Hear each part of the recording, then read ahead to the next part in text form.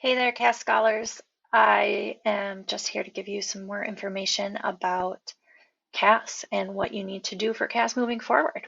So CAS is creativity, activity, and service. You'll be exploring and extending ideas leading to an original or interpretive product or performance, doing activity that makes you sweat, and collaborating with others to help meet needs in the community. I wanted to look a little bit at CAS and the Learner Profile. So what does CAS do for you? CAS helps you balance your IB experience. It helps you reflect on your experiences. It helps you identify personal goals, create action plans, and determine other actions needed for personal growth. You'll participate in planned group projects. You'll become a risk taker who explores new ideas, tries new challenges, and experiences new roles. A lot of our seniors say that that is the number one thing that CAS did for them. Become aware of how you fit as a member of a local and global community with responsibilities to others and the environment. So to complete your CAS program, you will engage in creativity, activity, and service experiences.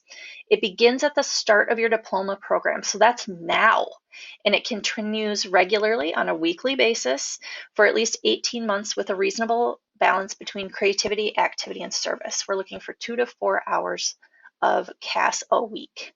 A CAS program includes a group project of at least a month in duration that addresses at least one CAS strand and utilizes the CAS planning stages we talked about last time. We will talk more about that later. Don't worry about it right now. So a CAS experience, what makes it a CAS experience? It has to fit with one or more of the CAS strands.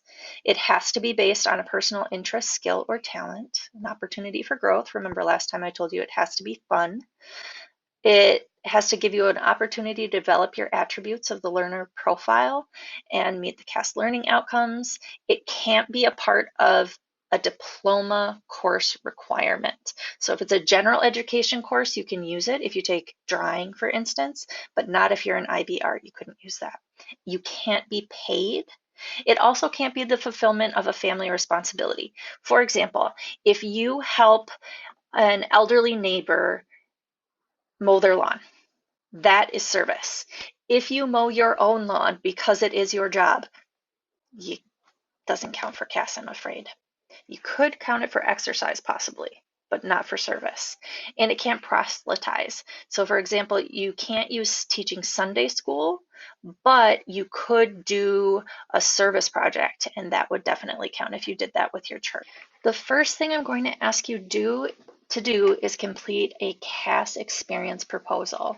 And this form is designed entirely to kind of walk you through it.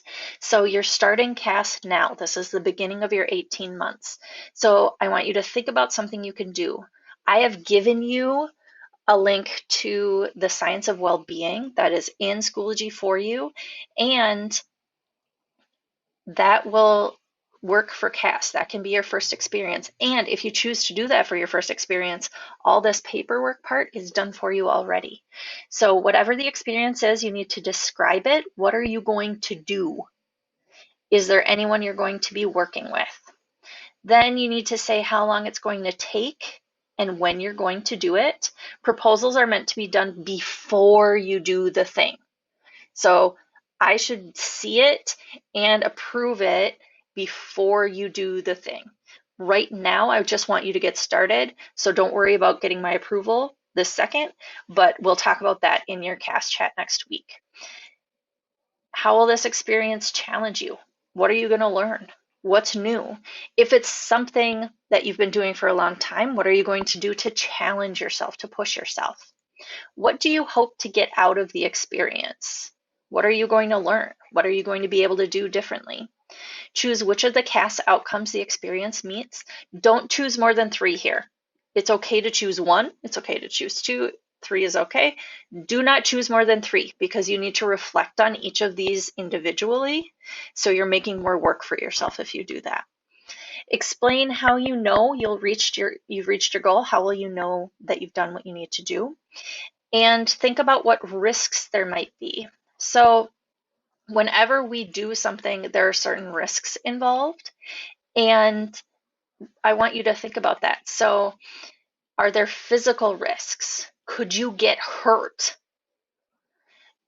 Could you get in a car accident on the way? Are you doing something in the cold, in the winter? Could you get frostbite? And then how will you handle that? So you know you're going to dress warm if you're doing something outside in the winter. If it's something dangerous, I don't want you doing it. If it's something where you could get hurt playing soccer. So what will you do to mitigate the risk? Are there any environmental risks? So is what you're doing something that will have an impact on the environment? For example, when they do the marathon every year, the Twin Cities Marathon, there is so much trash left over. So if you're planning something, how will you take care of any waste that's created in that thing? Are you using materials responsibly, not wasting things? Are you going to deal with any waste that's generated? And is whatever you're doing sustainable? So if you're creating something new that you want to be a part of the community, how will it be sustained? How will it continue to move forward? If you are planting a rain garden somewhere, how will that rain garden continue? Will you have to work on it? Is it something that you're going to pass on? Is it something that you're going to create a larger community group so that many people are involved and can keep it going? How will you sustain that?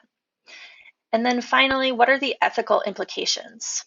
So could you hurt someone else doing what you're doing? Probably you shouldn't do it then. I've got a typo here.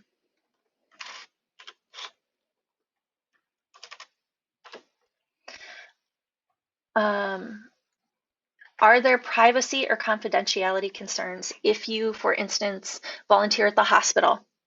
You can't share with others things you learn about patients. That's not ethical. You need to preserve their privacy and their confidentiality. If you are tutoring someone, maybe you're tutoring a classmate, you're not sharing their struggles or things that they tell you in confidence. How will you manage emotional impacts of the experience? If you're doing something that's meant to make people have strong feelings, how will you manage that? How will you help them manage that? If you're doing service, how do you know that your actions address a real need? My favorite example of this is a few years ago, there was an oil spill, and some penguins were affected, and they have to wash birds with Dawn soap to get oil off of them, and then that also affects the oil that's naturally on their feathers and on their skin, and so they got cold. And so a local group there was knitting sweaters for the penguins, and it was very cute, and there was a news story, and then all of a sudden this rescue group was flooded with penguin sweaters that they didn't need. So not only do they have things they don't need, they have to deal with getting them through the mail, and then they have to dispose of them. You've created work. They created work for those people, even though they were trying to do something good. So make sure whatever you're doing addresses an actual need and that the people you're helping want the help you are giving them. So for instance, I'm going to keep coming back to sewing masks because that's what I've been doing. Call and find out if the hospital you want to give to still needs masks. Find out if there is a specific template they expect you to use, a specific pattern.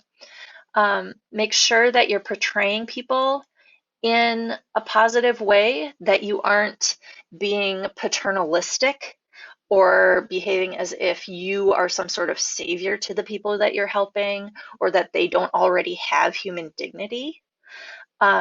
So just being really thoughtful about what you do and how you do it. I think that is all for me.